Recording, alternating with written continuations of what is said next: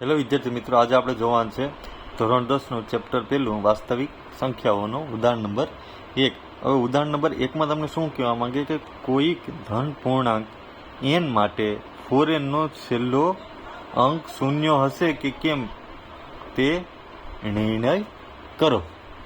મતલબ કે જો સોલ્યુશન આવી છે, બરાબર, 4ની n ઘાત છે, બરાબર. આને હું બીજી રીતે કઈ લખી શકું?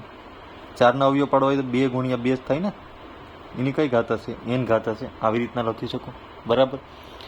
હવે જો આવી સંખ્યા છે, આમાં મારે જો હું કીધું શૂન્ય હશે કે કેમ, છેલ્લો અંક શૂન્ય હશે કે કેમ, એ મારે જાણવું હોય તો આ સંખ્યામાં અવયવમાં 5 આવવો જોઈએ. 5 ક્યાંય આવે છે? જેટલા બી અવયવ આપણે કાઢીએ ને આમાં તો 2 જ અવયવ નીકળે ને, 2 ગુણ્યા 2, બીજા કોઈ નીકળે તો 5 આવતો નથી. 5 ન આવતો હોય તો એ ની અંદર શૂન્ય ક્યારેય બી ન આવી શકે. તેથી આપણે આમાં શું લખી શકીએ કે અહીં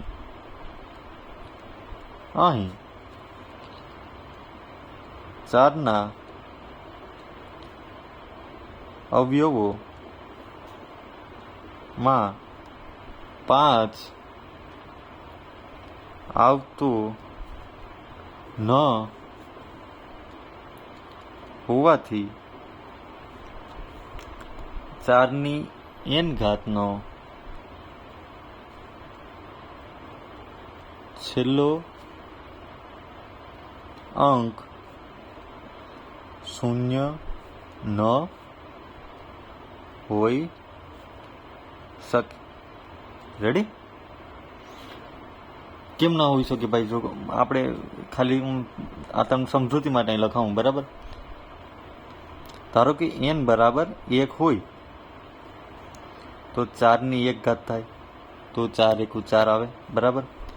ધારો કે n બરાબર 2 હોય તો 4ની 2 ઘાત થાય તો 100 કે 16 થાય.